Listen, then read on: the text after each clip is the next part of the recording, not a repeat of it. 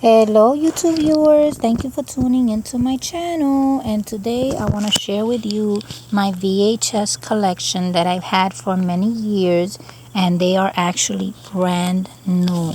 I got this one with Sylvester Stallone in a yard sale, and it's all packaged unused.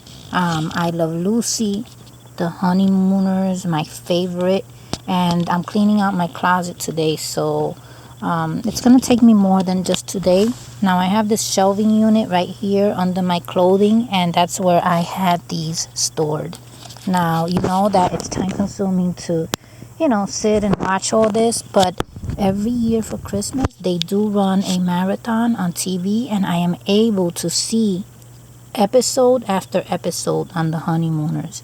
So I haven't had to really open this one. So, it just makes a nice collection to have them all intact.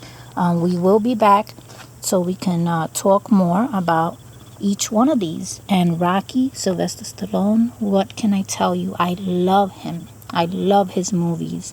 Rocky and Rambo, everything.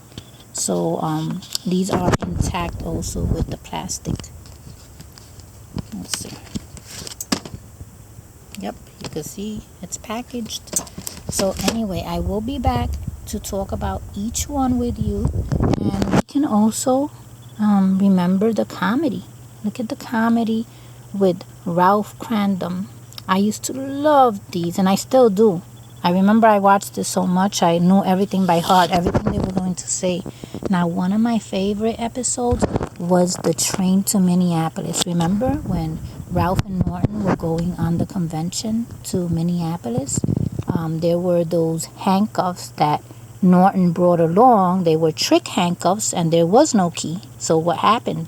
When he handcuffed Ralph to his wrist, it was like boom, and there was no key. They had to boom their way out, and you know what that meant, right? Because Ralph was like fuming, and the whole trip was a nightmare. And at the end, they weren't even going to Minneapolis. They were going in the wrong direction, and the girls, actually Trixie and Alice, were going in the right direction after all.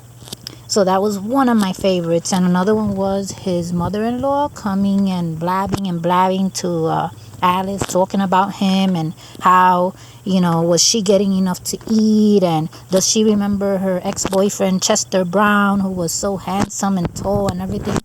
And he was timing his mother-in-law, and finally he threw her out of the house, and he called her a blabbermouth. Then he had to record some records to say he didn't mean it, and then he sent Alice the wrong record. So that was the whole episode. So there are more. The money on the bus that he found, that mysterious suitcase. So we'll come back and we'll talk about all of this, you and me. Okay? So thank you very much for watching.